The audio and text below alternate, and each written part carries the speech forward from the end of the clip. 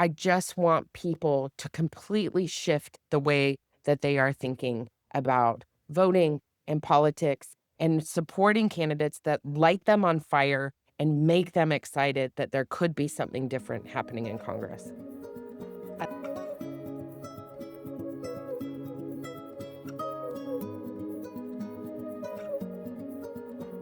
We're back. It's the Foolish Optimist podcast. I'm your host, Amy McDonald. As you know, we are on the hunt for the next generation of leaders in the United States. Wherever you are, if you haven't started to subscribe or follow the podcast, that's a huge help for us. If you're feeling magnanimous and you have 5 extra minutes of time, please rate and review it. That's a big deal for us. I'm so excited about our guest today. Dr. Melissa Bird is a fighter, a mother, a small business owner, and a proud descendant of the Shivwitz Band of Paiutes. She is running for Congress in Oregon's 4th District to dig up what's broken and build something bold in its place. Melissa's lived experience as a social worker, lay preacher, wife of a veteran, and a survivor of a system that was never built for her, or for most of us, fuels her campaign. She's been told to wait her turn, to settle for scraps, to lower her voice. She's seen what happens when the government fails to meet people's basic needs, and she's ready to do something about it. As a nationally recognized speaker, policy strategist, and unapologetic advocate for working people, Melissa brings both fire and fluency to the fight. She battled for reproductive freedom, LGBTQ plus rights, and healthcare access for all. She lives in Corvallis, Oregon with her husband, 3 kids, and 2 dogs. When she's not out campaigning, you'll find her sipping Earl Grey with heavy cream and reading trashy novels. You can follow her on YouTube, Facebook, or Instagram at Melissa for Congress. And her website is melissabirdforcongress.com. Dr. Melissa, how are you? Thanks for being I'm here. so good, Amy. Thank you so much for having me. I have been anticipating this for so long.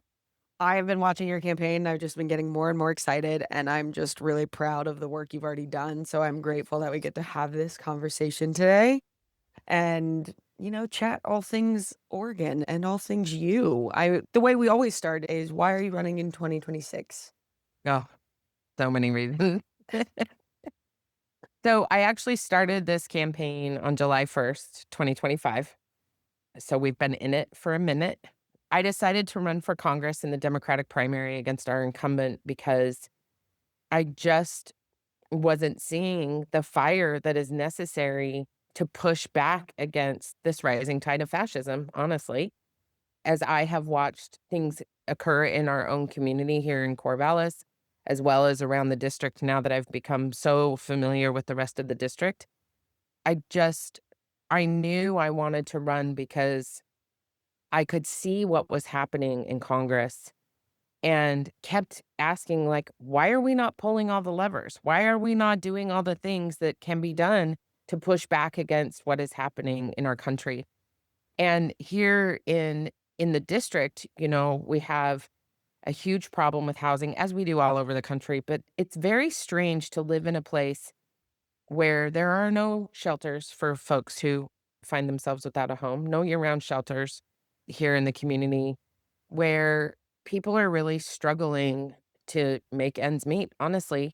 And I think we need more people in Congress who know what it's like to be raising children in this economy, who understand what it's like to struggle and also to thrive within that struggle. And I think that's a really important thing that I haven't talked about very often is also how beautiful and amazing life is, even amidst the struggle and the sacrifices that we're making as parents, for sure, to take care of our kids. I'm a small business owner and a working mom, and I just thought we need people who are willing to get up and fight.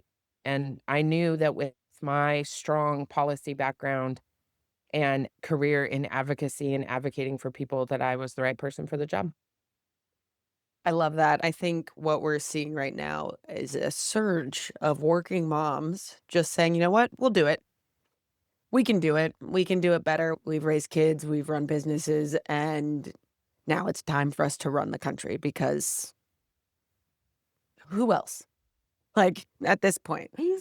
Yeah, Amy, it's so interesting because as we've been running this campaign now, we came across an article in The Atlantic where they had looked at the all of Senate and the US House of Representatives, all of Congress over a 10-year period, and all of the members, over 700 members of Congress, right?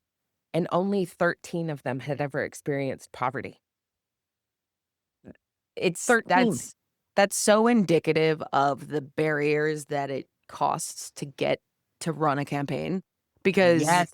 like, you have to have some sort of fallback plan. This is probably also why the people who probably experienced poverty, I mean, I know some of them are younger now, but, like, they would probably ran as older adults after they because it's so frustrating to me. I hear from so many different people in so many different states about how convoluted this process is, and Yeah. it's just making it so that we're not represented by people who feel the same things we feel. Amy, I had worked in politics for most of my career, for over 20 years of my career, either as I was the lobbyist for Planned Parenthood of Utah.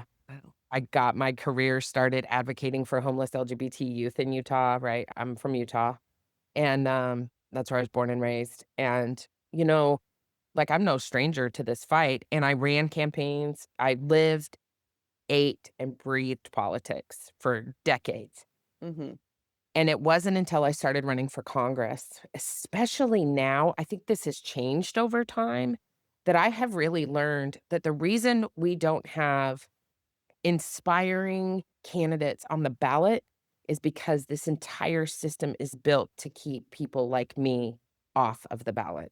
And that if anybody ever wonders why you don't have someone exciting to vote for, let that be the indicator because the entire system, from the way we structure primaries to the way we have this belief in our head that we need professional politicians because they know better, when this whole entire democracy is set up so that regular people can serve in office from school board all the way up to the presidency. And I have discovered not only just how expensive it is to run a campaign, Yeah. but also how the entire system is built to keep people like me off the ballot. It's crazy because people forget that the reason why the House of Representatives is every 2 years is so that, like, you could serve a term and go back to your job. For a long time, from the Pittsburgh district, they were just sending steelworkers Yes. because they were trying to represent the people who were steelworkers. Someone said that the way our system is now has caused our democracy to calcify, and I was like, "God, Mm. that's it, man. That's what it feels like." We've watched Congress become less and less effective, and it is due in part to the fact that we're getting less and less effective people in there, and there are people who wanna be career politicians where it's like, I don't even know if it's about less and less effective people, although that is a thing that exists. I think it's also that we are getting people who have it's been so long since they went to the grocery store. right, It's right. been so long since they had to pile up the utility bills and go, "Okay, are we Which prepared one aren't we a month paying? ahead? Which one aren't we paying? Yeah. What are we gonna do this month?" Right? What I know to be true, particularly as the wife of a veteran, is over time, also how we are caring for our veterans and people with Yes. disabilities has dramatically changed, particularly, I would say, in the last 10 years. And so people who've been serving in Congress or in any form of office ha and have moved up through the ranks, they just don't remember what it was like to figure things out because they haven't Yeah. done it for so long. You have a background in social work, you obviously are married to a veteran, so you've probably dealt with the VA, and you've dealt with all of these systems that come out of the state and the federal government, and I swear that, like, the first week of Congress for any member of Congress when they're new, they should have to sit down and log in and try to apply for every federal program there is. I'm like, "I want you to feel it." Like, my background's in real estate, so I've worked with a lot of people to get through Section 8 and get through any sort of housing subsidy or even worked with mortgage lenders to get VA loans and things like this, and I'm like, "Why is it so hard? We have more Amy technology than God. We have more money than God. Why is it Amy, so I hard?" have a PhD, okay? Literally a doctor, Yeah. really. And when we had to fill out the application for food stamps, I was like, "I can't do this." I had to get myself in my car and drive over to the county to have them help me with the application, it was so Yeah. confusing. Yeah. And I was like, "If I am struggling to do this, Right. I can't fathom. And I used to hear it from my clients as a social worker, right? Like, how Right. do I do this? And I would try and help them work through it. But what I really did was try and navigate helping them get to the office so they could do it in person, right? Right, because then they can tell you if you have a mistake right there, because Yes. God forbid you fucking send it in and it gets sent back and they're like, "Couldn't do it, you didn't sign on the right," I It's think you're absolutely right. It would be amazing if every single person in Congress had to fill out a food stamp application and a yeah. Medicaid application. I worked for a startup that actually helped seniors fill out their Medicaid applications. Oh my god. Yeah. Oh, it's and of course, all these things differ from, like, state to state too, and they all suck. There's not, like, one shining beacon where you're like, "Hey, actually, these people are doing it right. They've leveraged technology in an accessible way, but you can also do it via paper." Like, I'm it's mind-boggling to me because it feels like things should actually get easier with time rather than harder. Well, and I think when you're talking particularly about our elders and our seniors, like that they should not be having to navigate these systems, It right? should be an And auto by the way, enroll. I just want to make it really clear. We would save so many billions of dollars in tax dollars if we simplified these systems and made them easier to navigate. Billions of tax Yeah. dollars would be saved. I'm sure you're having these conversations too, but I have so many conversations where I try to appeal to people's empathy, and then finally I'm just like, "Fuck it, we'd save money." Not only Yeah. would we save lives, by the way, we would save a ton of money. And that's the same with you've worked with homeless youth, and the vast majority of my, like, volunteer work since I was, like, 6 or 7 has been with homeless people, and we would save money if we So put them much. in houses. Not only would we save money, we would make money. Most of these people who are unhoused would be more than happy to get a job that accommodates their needs, but they cannot do that if they do not have a roof over their head. Mm-mm. I Oh, think one of the things too that is really important for people to realize, and I love that you brought this up, you really want to be the kind of person that can appeal to people's empathy. But the bottom line at the end of day is, this is Econ 101, incentive drives behavior. yes. And you can prove to elected officials and policymakers that they're going to save a boat ton of tax dollars and that it actually is good for the economy, then that's the way you win. And that is the way I've always won.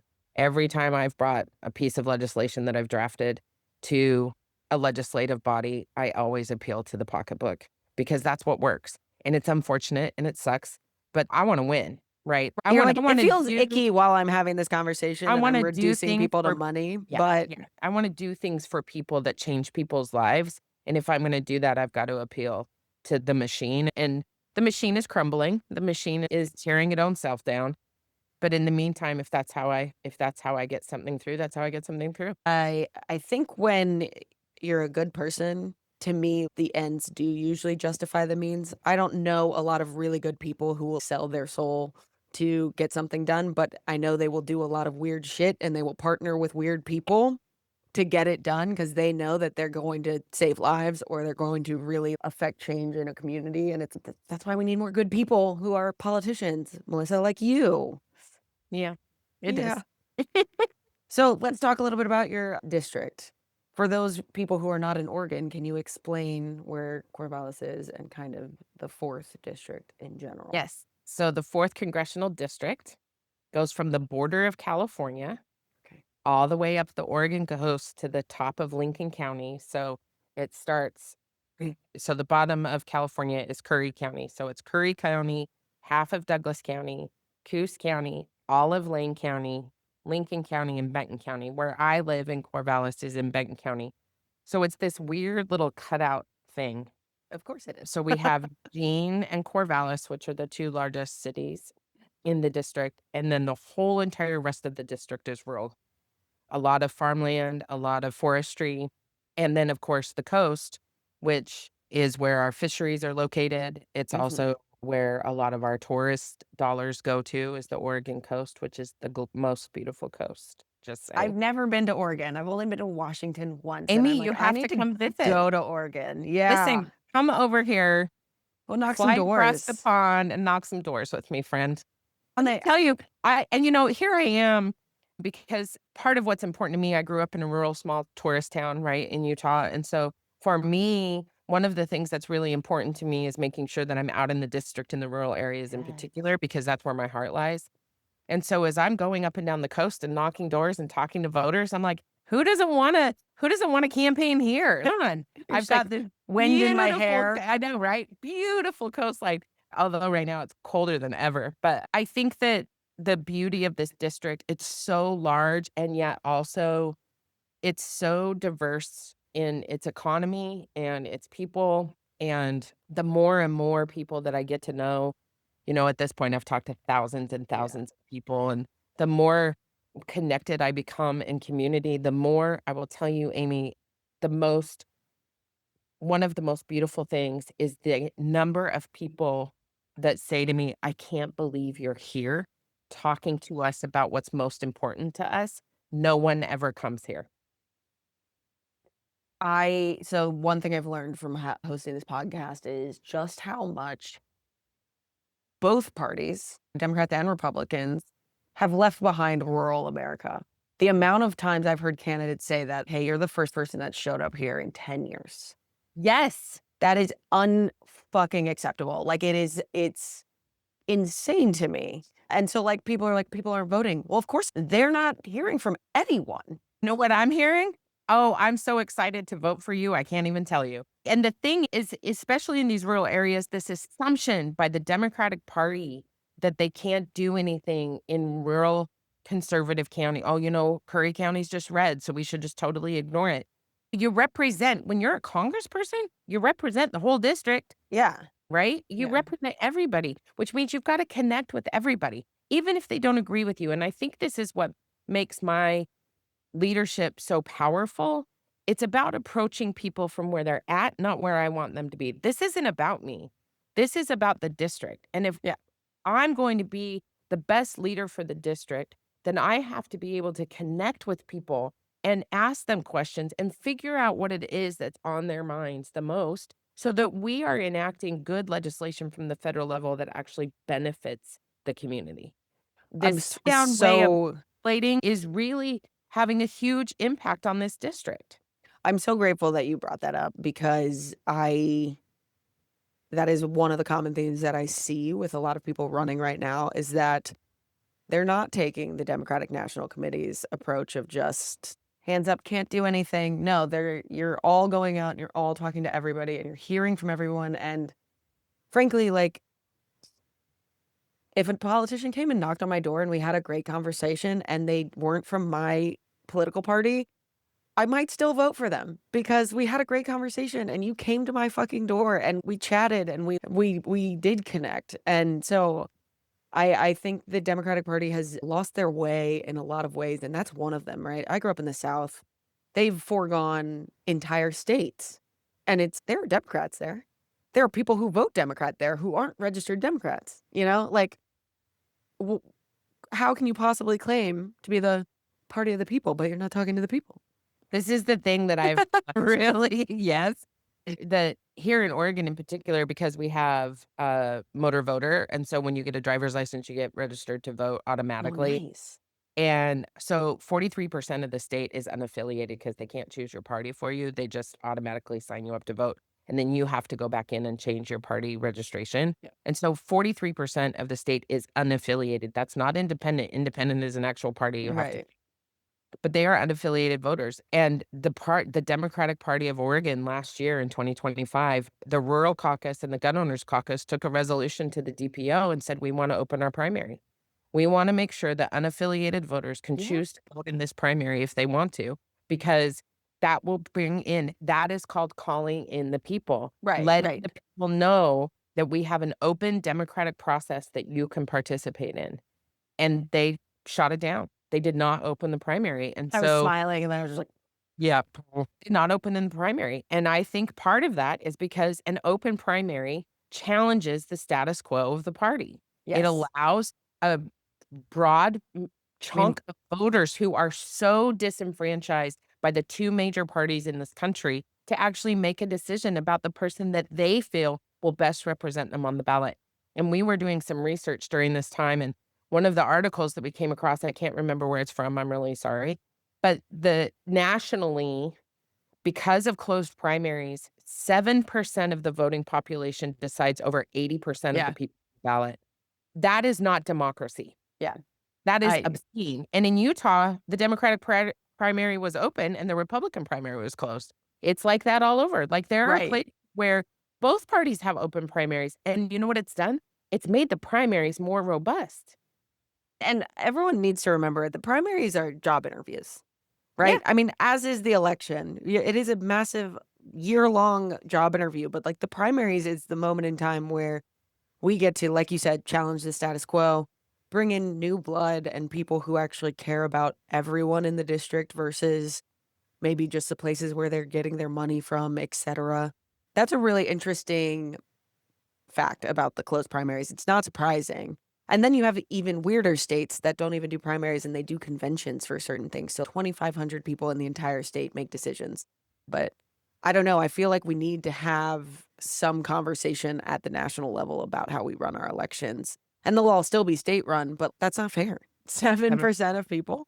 yeah, Yeah. that's ridiculous. And I think that also, I used to when I used to teach social justice advocacy and policy to my social work students, one of the things I would remind them of, there's 2 things that I think are really critical for voters to remember, and people who don't vote but wanna vote, but they're very confused by the whole entire process.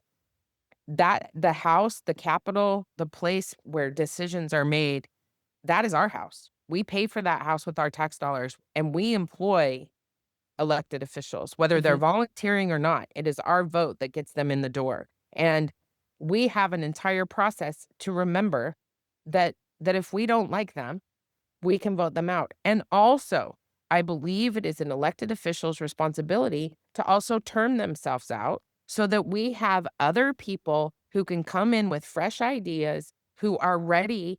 And I think this is one of the critical things to dismantling and disrupting corporate money in government and Yes. Citizens United. If we had term limits, our elected officials would not be bought and sold by corporations. They'd be voted in and supported by the people. And I think that's really, elected officials put their pants on one leg at a time, just like the Just rest like of us. us. They're Yeah. just people. There is nothing special about an elected official except for they decided they wanted to serve their community. And and we have to really push them to remember, I'm working for you. I'm working Yeah. for the people of CD4. I'm not working for my donors. All my donors are the people who are supporting this campaign across the country.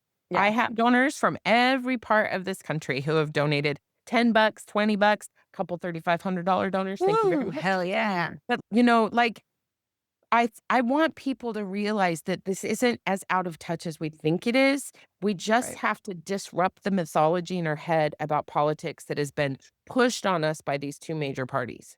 I love that phrase, disrupt the mythology of politics. I talk a lot about change, and people get really frustrated and they think that everything that we have is set in stone, and they forget that, like, in the 60s, we did a big swap of the parties. And yes, the Democrats and Republicans have all been around for a very long time, but they've changed a ton over time. And frankly, like, the 60s are one of my favorite time periods to look at because that's exactly what people did. People demanded that their elected officials do shit. And if they didn't do it, they voted them out and they removed them. And they call the 60s the Cultural Revolution because of how much the citizenry said, hey, we're anti war. We are pro civil rights. The American Indian movement's kicking up at the exact same time, which is another Amazing. civil rights movement. The women's rights movement, another civil rights. So many people just stood up and said, hey, if you're not going to represent us, we're going to take your job and will represent us. What I really want people to start to think of is that things that are happening politically are not an either or scenario. This is not a binary way of thinking. Yeah. We can have both term limits and elect people out, right? Like, Yeah. I was on a radio interview the other day, and one of the people talking was like, I don't agree with term limits because if you don't like someone, you just vote them out. That's how you deal with that. And I was like, I think we need both because Yeah. I think we need to hold people who are elected accountable to knowing when it's time to leave.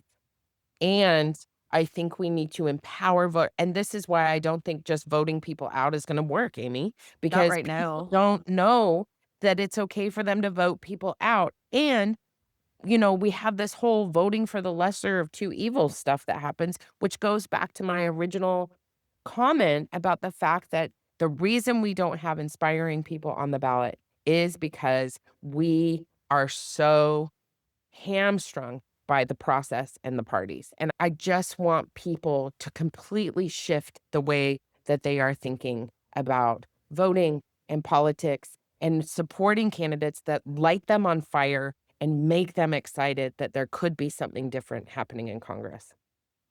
I love that. I do. And like in a perfect world, in a democratic perfect world, we would have no gerrymandered districts, we would have no outside money, and then of course people would get voted out, right? But unfortunately, we have horribly gerrymandered districts that are there's undue influence from corporations and from the uber wealthy, and so we have to have the term limits.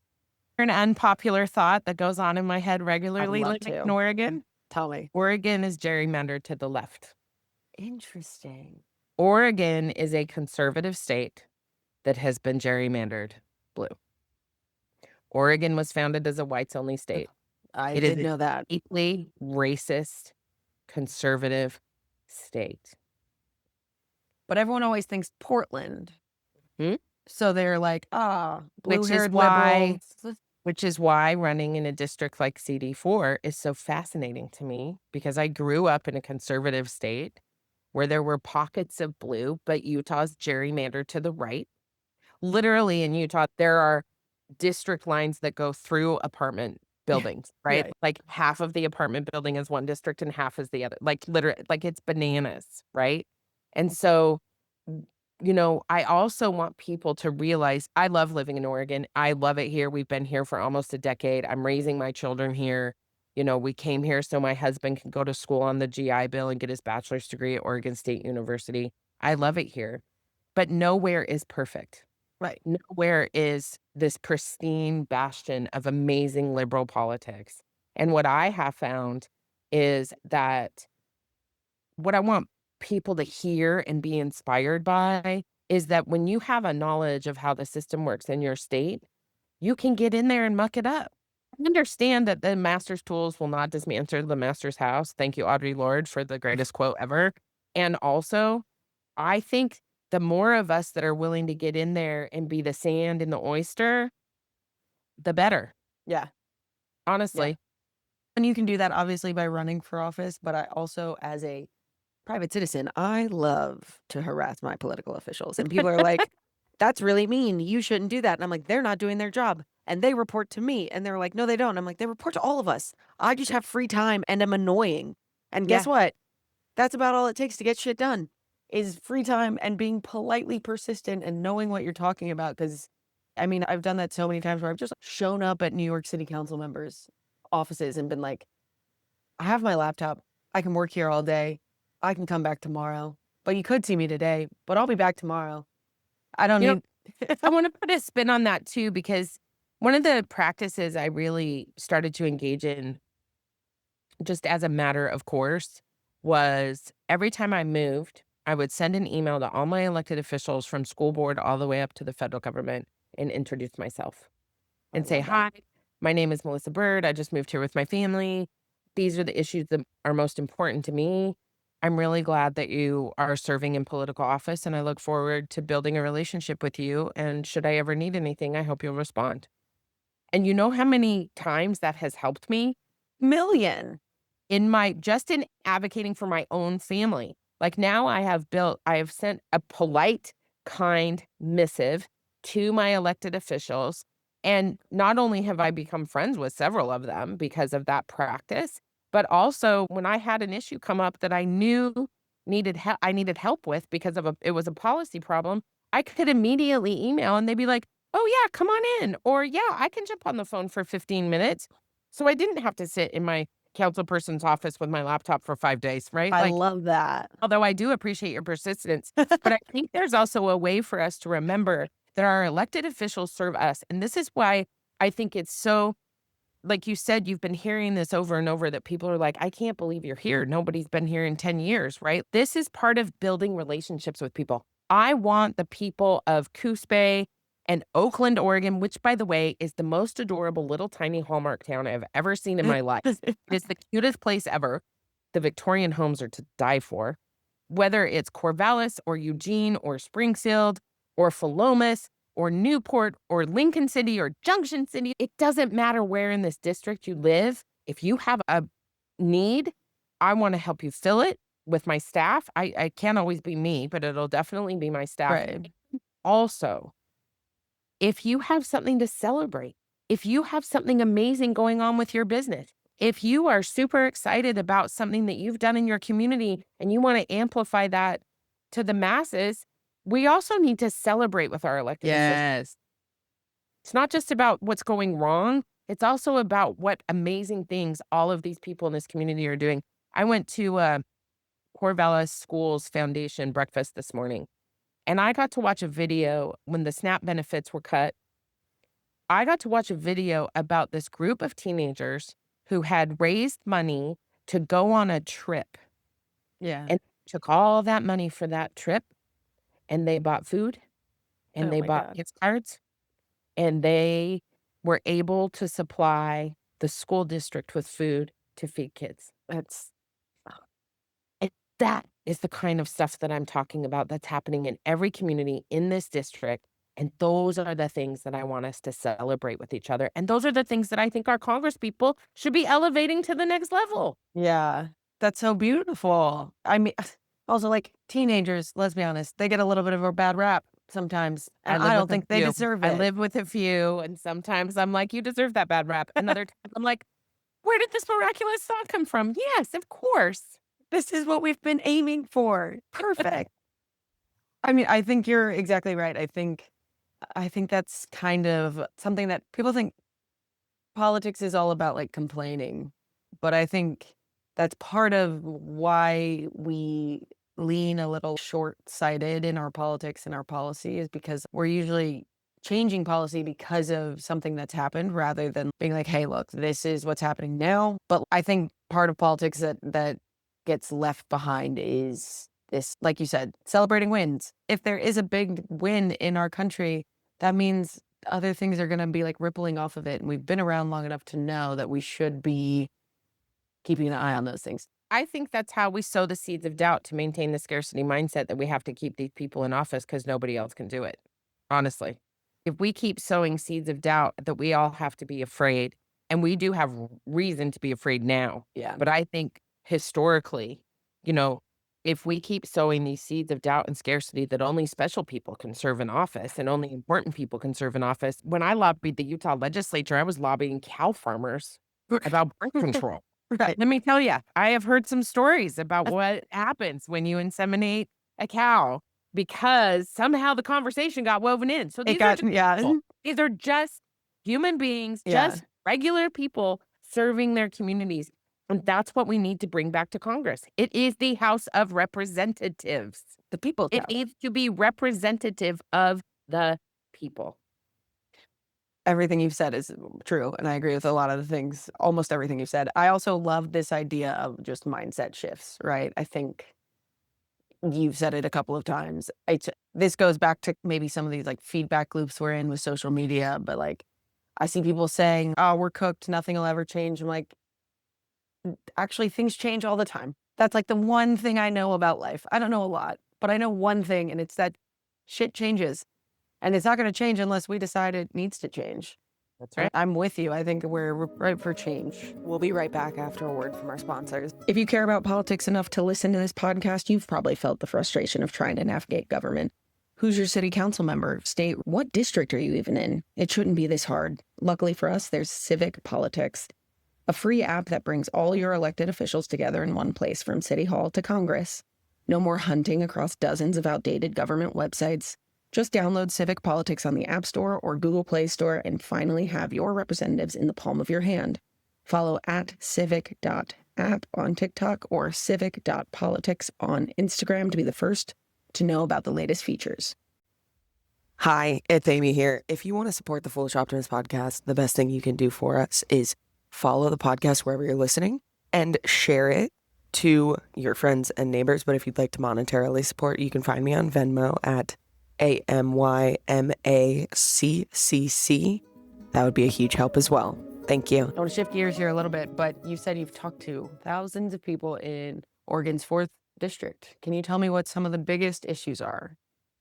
Yeah, so that has changed because, of course, I started calling people in July of Yeah. 2025, and I'll tell you the phone calls in January 2026 are completely different phone calls. So what but there's a thread, right? So healthcare is a constant and consistent threat, especially in rural areas, because our healthcare system all over the country in rural areas, but particularly in this district, is rife with complication.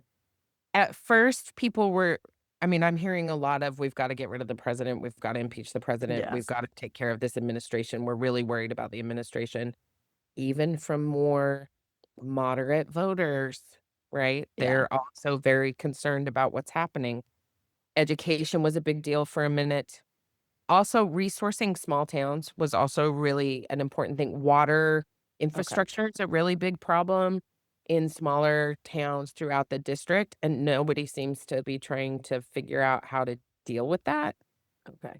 according to the people that I'm talking to. But now the number one issue, of course, is ICE, and particularly because here in Newport, the federal government was trying to put in an ICE facility without Mhm. really telling anybody. And the Yeah. only reason the community found out was because they moved the Coast Guard helicopter that was in the city of Newport to help in case a boat went down in the fishery. They Yes. moved it about 30 minutes away, which is the difference between a rescue mission and a recovery mission.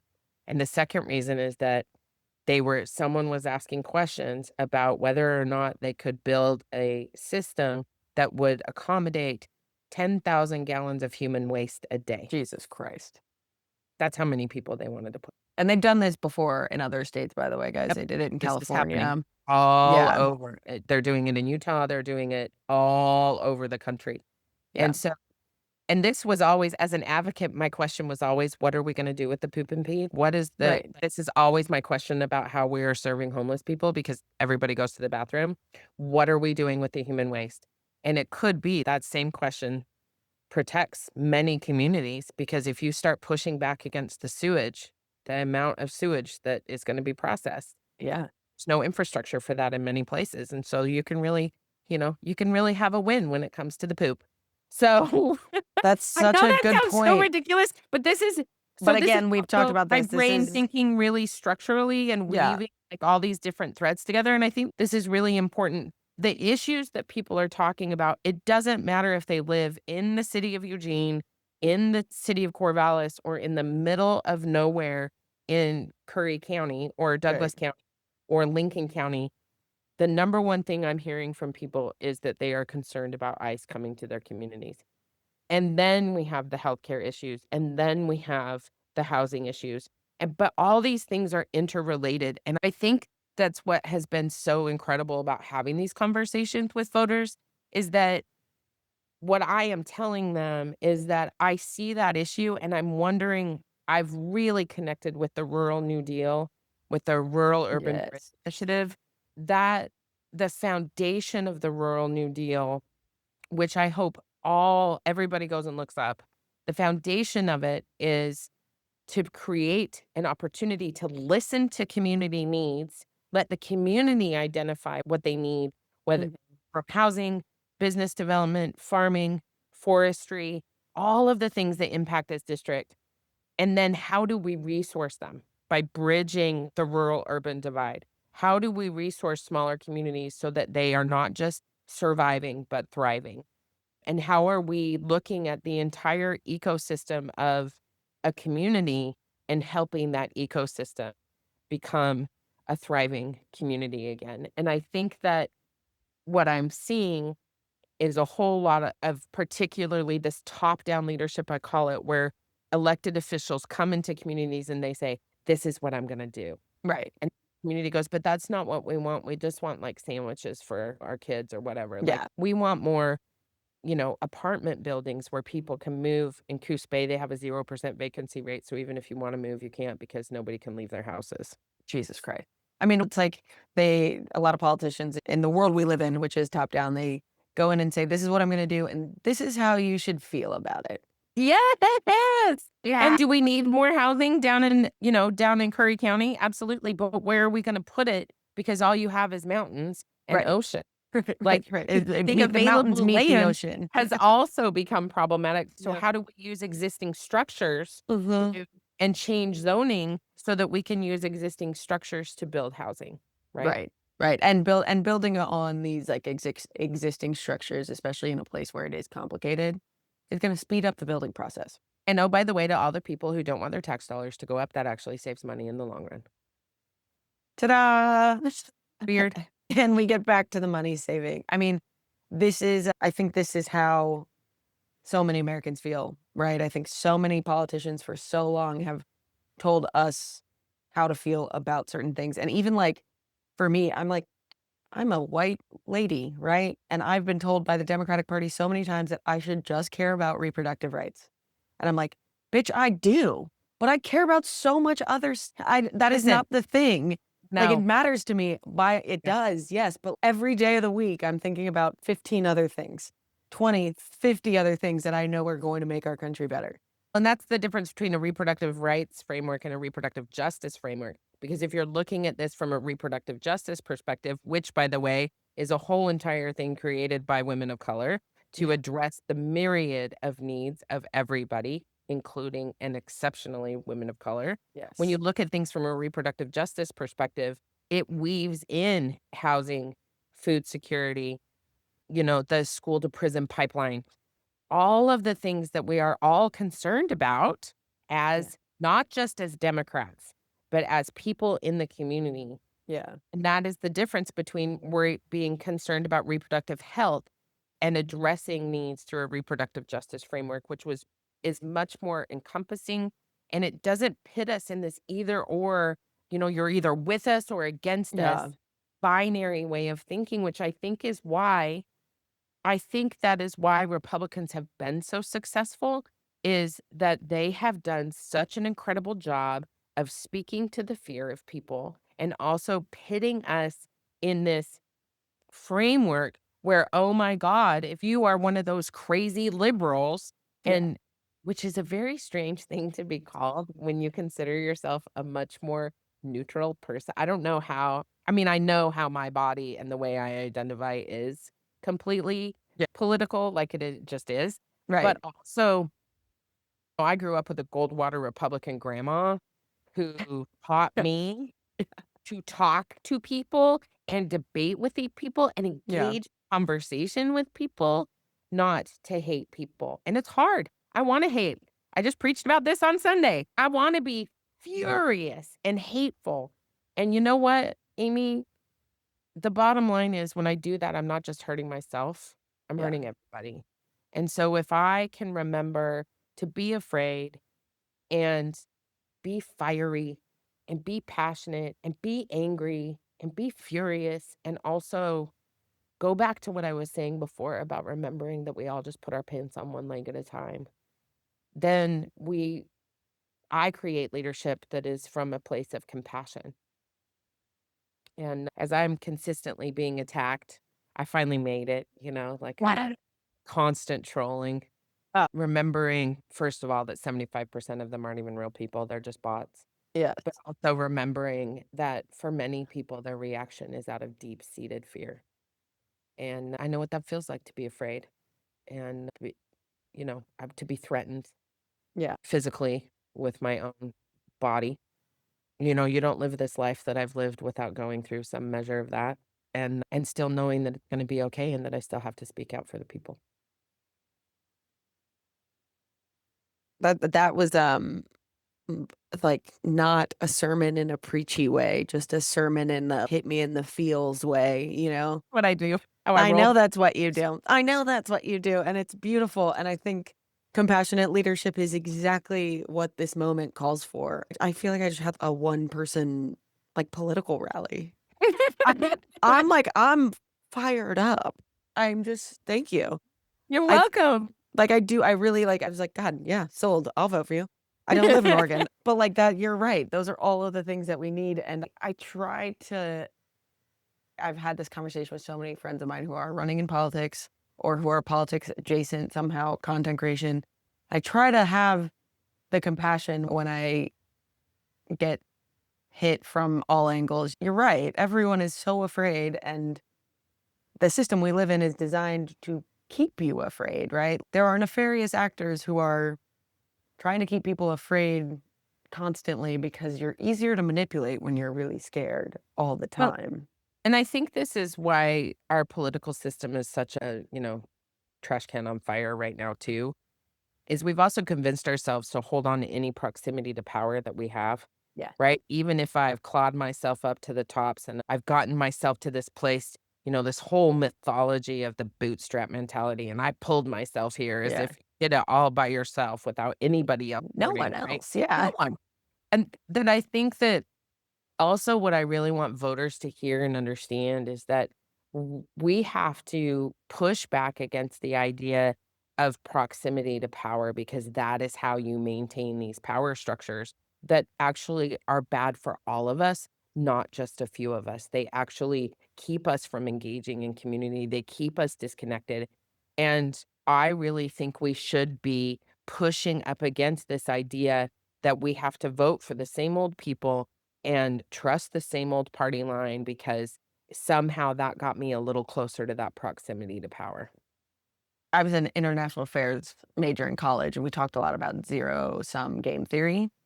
And it's trickled down into our society somehow, right? Where if you take a little bit of power, that means I must have lost it. And I'm just like, that's not how this works. No. We create things all the time. There's no reason why we aren't able to create more. Like, everyone deserves sovereignty, and your sovereignty doesn't infringe on mine, and vice versa. It's like an old Cold War theory between the USSR and the United States. If the USSR made it to the moon, then the United States had fully lost and nothing mattered, and like, they gained so much power, and it's like, why is that in our society? Why do we believe, like, I You know wanna know my it's theory about why? I was like, white supremacy? Nope. No, tell me. Because World War II was the largest global grief cycle Yeah. that the world had experienced. Like, World War I and World War II created a global Combined, grief yeah. cycle, and we did not allow people to grieve after World War II. We just sent those troops home, fired all the women from their jobs, told them to go home and make babies and a highball and a perfect dinner, and here's a vacuum, and here's a stove, and here's all the things you need to help your man be a man, and don't talk about the fact that he's got such bad PTSD, he can't function. He can't Talk sleep, about he's that. not no, he's like Do anything, right? And so we had this global grief cycle that we needed to control. And we have not resolved that grief because what we did was we had to find another enemy, and the enemy became the Cold War, and then it became mhm. Korea, and then it became Vietnam, and then it became the Black people, and then it became the women, and then it became the queers, and then Yeah. it became the Native people. It's always been the Native It's people, always let's been be true. honest. It's for Oh, 500 and some odd years, the it's Native always been and the Black Native people. Americans just have been Yeah, yeah. yeah. And so and then COVID happened, and then we had another global grief I was about to cycle. say, I was gonna ask if we were in another one, yeah. And we weren't allowed to grieve. We couldn't do death ritual, we couldn't do funerals, we couldn't grieve the loss of a life we had been promised by this illusion that came after World War II, and I think the reason we are all in the zero sum, all or nothing game is because we don't know how to grieve as a nation or a world. I don't have anything to add to that. I think you're right. Yeah, I mean, it just feels I've thought about it as it pertains to grieving from COVID, right? And that makes perfect sense to me. Mm. So we are creating policy at the federal level based on fear. Yeah, We are creating policy at a federal level based on we have to control every outcome because we couldn't control a global pandemic. So now yeah, we have to control the people, we have to control the money, we have to control the resources, we have to control the planet, we have to go in and extract from the earth. Greenland, by the way, is not about Greenland. no, Greenland is about minerals to build more resources. AI to get rid of people having jobs. Yeah. That is what Greenland is about. Oh, by the way, and it's a majority indigenous population. So of course it's about colonization, but it's Venezuela is the same. Do they have Yes. oil? Sure. Do they also have the minerals that are necessary to build more and more AI? Yeah. Absolutely.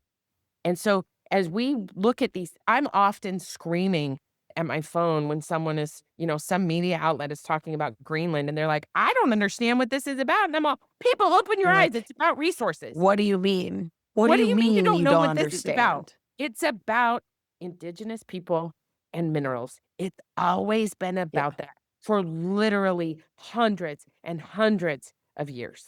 Yeah. And like you said, it's aside from the minerals and resources, it's another power point, right? So it's a point to prove the power and to remind specifically indigenous people of Greenland that they are less than and they don't matter, right? That Yep, which is of course bullshit. And yep, fucking, I'm gonna cut this part out, but these fucking tech bros and tech billionaires, they need to get shut down. Fuck yeah. that. Maybe I won't cut it out. I don't know. It's just No, they no. are unbelievably. There's this one kid on TikTok or Instagram who's just posting quotes of things that Sam Altman has said one day at a time that are absolutely insane. And the first day, he was like, every day I'll do it. First day, he literally was like, AI is probably going to ruin the world, but I think we'll do some great things first. And it's like, oh, you're going to get rich? That's what you Mhm. mean.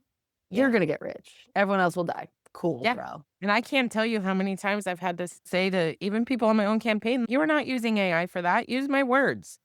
I've been writing online for 10 years. I think you can find a quote." Control F, that's what you're looking for rather than ChatGPT. Control F, type in the find it, read it. Yeah, And of yeah. course, it's like also on top of all this, AI is contributing to our critical thinking skills and how they are being minimized, right? Oh, friends. It As a wasn't former college professor and the yeah. mother of teenagers, I can honestly say that our young people are being so deeply impacted by AI. Yeah. And as a mom, it has been really horrifying to watch my children navigate a world. They're like, "Why are you raising us like it's 1986?" And I'm like, "Because I didn't have to worry about AI or social media. We'd I have to mean, get the party line to make a phone call in my day, in the olden times, when the 1900s, and as then the kids say." And they're like, "But it makes it really hard to connect with our friends." And I'm like, "Then teach your friends. Then teach your friends." well, and I Because do think people what? are starting to register what you're doing. A lot of people are talking about analog years and stuff like that, but we did the same thing in my house. I'm 35 and we didn't get cable until I was in high school, which was like unheard of in the Oh, listen, I thousands. remember when we got cable and my mom didn't want me to watch Mommy Dearest, and so I stayed up until the middle of the night and snuck in and watched Dearest at 3 a.m. on HBO. Right. But But but like the I same with that's it the was kind just of life I want very, my kids to have. yeah. And it also, you have something parents don't recognize, and I don't have kids, so you can't take this with a grain of salt, but kids need to be fucking bored. Yeah. I cannot tell you some of the best memories I have were like looking around the house. What can I do right now? And pulling out some random ass shit. And we had the most fun imaginary playtime that's ever existed. But like now, we've got computers, we've got phones, we've got TVs, we've got DVR, we've got all the you've got YouTube at any moment in time. And I'm scared that kids aren't getting bored. Yeah. Me too. Physically frightens me. Mhm. Me too. Yeah. You know better than I do. You have kids and you teach. I just see it in Oh, I don't teach anymore. I had to stop. okay, fair. It's a tough thing. It is. It's really hard. I wish My we could my just mom's stop also a charging. teacher and has been for God 45 years. Yeah, since before she married my dad. And they've been married for 45 years. So yeah, she's she's one of the teachers that's like, I'm gonna die standing up in front of my classroom. She loves it so much and I she loved taught it too. I loved it too, and I was glad that I could translate everything I knew about social justice advocacy to turn it into giving a way for people in communities and also, like, in agencies and organizations, a way to engage in advocating for yeah. themselves and for the people around them. I think that was really important. We'll be right back after a word from our sponsors. Government information shouldn't require a scavenger hunt. Luckily for us, Civic Politics is a free app that shows you all of your elected officials, city, state, federal, all in one place. Download it now on the App Store or in Google Play Store and have the information you need in the palm of your hand. Hi, it's Amy here. If you want to support the Foolish Optimist podcast, the best thing you can do for us is follow the podcast wherever you're listening and share it to your friends and neighbors. But if you'd like to monetarily support, you can find me on Venmo at AmyMaccc. That would be a huge help as well. Thank you. We're coming up on time here, so we've got one last segment. Could you tell everyone one more time where they can find you and donate to your campaign? Yes, absolutely. We are asking people to donate $4 to the campaign, and you can do so by going to melissabirdforcongress.com. That's MELISSABIRDFOR Congress.com. And you can also follow us on social media at all of the channels. Yeah. Amazing. Okay, so our last segment. And wait, before we move on, Amy, you can also sign up to volunteer from the website. We need volunteers to help us get to all corners of the district. So you can sign up to volunteer. And also, if you have a question for me directly or someone on the campaign team, you can submit a form and we always answer your emails. I love that. This is like the best time. Pre-primary is when the candidates are, I think, personally most accessible. I know you guys are running around doing all these things, but I just feel like you actually have a minute to breathe. Just one, not many, just one, and to get to some of these emails and stuff like that. So, final thing that we do here is our little like rapid fire questions. And I have to ask, can you give us a jewelry tour? It's not a normal rapid fire question. Yes, I will. You know what? I will do a TikTok and a reel of my. Okay. Thank you. Yeah, For those of you listening and not watching the video, she's wearing beautiful necklace and beautiful rings. And I think I saw bangles or a bangle. Yeah. So that's why I had to ask. So all the turquoise. It's all turquoise. It's all beautiful. And you need to. So yeah. So that's why I had to ask. Okay. So that will come out on the internet. Okay. Are you more of a morning person or a night person? Morning. Morning. Same. I love the sunrise. There's nothing I love more than the sunrise. It's like a little gift for us every day. I think about that. Are you a cat person or a dog person? I know you mentioned you have dog. Dog. Okay. If you had to eat Firmly. one, what'd you say? Firmly. I'm 100%, I'm with you. I've become a cat person in my old age, but I love dogs. I'm an animal person, unless they have scales. No. If you had to eat one meal every day for a year, and when I say one meal, I don't mean like breakfast, lunch, or dinner. I mean like a specific meal every day for a year, what would it be? My mom's chicken surprise. What is that? It is a crescent roll with she get chicken, chives, and cream cheese mixed up together and rolled up in the crescent roll dough, and then she rolls it in butter and breadcrumbs, and then she bakes it, and then put cream of Crescent roll mushroom soup on it, and then we get rice and the green beans, almondine with the green beans in it. Yeah, I would eat that every day for a year. that sounds wonderful. It's so delicious, and it's my favorite thing on earth. Can I ask, is your mother still with us? Is she still around? She is. My mom is amazing. Fabulous. Boy, does my mom have a story.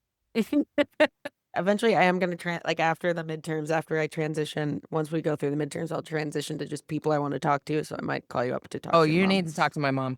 You should do an interview with me and my mom. It'd be epic. I would love that. It's amazing. Oh, good. Once you're settled into your role, we're manifesting. Bless. Once you're settled into your role, we'll figure out a time. What was the last book that you read? Oh, several. Because I've been reading since I was 3 years old. And I'm an avid, there's always a book in my purse. I am currently reading The Land Is Not Empty by Sarah Augustine about the doctrine of discovery. Yeah, some light reading. I also just finished reading Searching for Mary by Beverly D'Onofrio about her obsession with Mary iconography. And I am obsessed with Mary is my favorite, the mother of mothers. Yes. And so that was really good. And then and then I read Brimstone by Callie Hart. What is it? I feel like I can picture that It's that the cover of that second. So novel. Quicksilver was her first one and Brimstone was the second one. And So you read like I do, where I read 2 or 3 really heavy books at a time, because Brimstone's fiction, yeah. Oh, it is trash. It is Right. pure That's what I do. That's fairy, yes. pure fairy. Oh my god, it's so good. That's what I do. I'm like, That's what I do. I have to alternate the hard, yeah, heavy, big books with right. your smuts.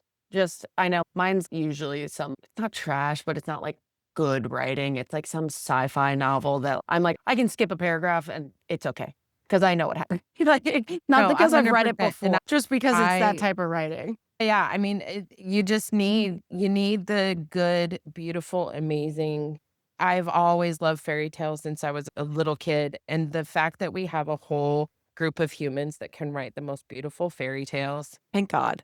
so much joy, so much. I'm so grateful for our writers and our artists and our creatives because that is it just, we need things to take a breather, and even if it's a 10-minute one chapter read, it calms your brain, calms your nervous system a little bit, makes you stop looking at your fucking phone unless you're reading on your phone, which I I've do. been reading myself to sleep every night since I was 3 years old. I only started doing this I only started reading and falling asleep at the same time in September of last year. Wow. I can't I because I get too into it. I'm like, Oh, I and stay up. Are and you then my kidding? eyes get, like, beady, and then but now if I guess I have been reading different books that are a little harder to read, so maybe I'm just like, "This is hard." So, Mm. we have one final question, and Yes. this doesn't have to be a short answer. What's your favorite thing about Oregon's 4th district? That's a hard question. I know. Um, oh my god. First of all, let me just say that running for Congress is one of the best ideas I've ever had. I've had a couple, but this is one of my best ones, I think. Partly because what I love about this district is what I love about the district is the people. The people that I've met and connected with has been nothing short of spectacular. And my favorite thing is being challenged by these people, right? So many people are like, you know, what's the difference between you and your opponent? What makes you think you have a right to do this? I have been asked numerous times, how dare I? Which is fascinating. And I always love to look at folks and who are really defensive about me primarying an Yeah. incumbent and say, because that's what makes this democracy beautiful Yeah. is the fact that I can. I Yes. the age requirement, that's the only requirement there is to run for Congress. Right. And also just talking to people about their joys and their sorrows and what they envision for their communities and their worlds, and knowing about all these amazing activities that are happening in the district and being endorsed by people. Oh my gosh, being Yeah. endorsed people who regular everyday people and also organizations. You're hearing this here first because we haven't released it, but by the time you air this, it's going to be huge. We were just endorsed nationally by the Progressive Democrats of America, Woo! and yeah. Fuck yeah. So the So endorse proud. not just the national endorsements, but the local endorsements, the events we are putting together, the people are extraordinary, and I think that is my favorite part of I mean, you can't beat the scenery, but the people. Yeah. The perfect place to stop. Thank you so much, everyone. A reminder, Melissa Bird running for Congress in Oregon's 4th congressional district. Donate Donate money. $4 for the 4th district.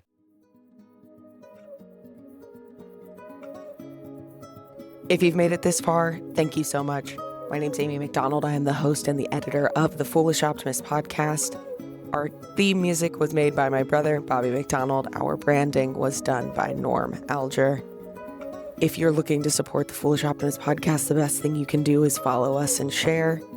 But you can also support me on Venmo at AmyMaccc, AmyMaccc, and you can reach out to me at the Foolish Optimist Podcast at gmail.com.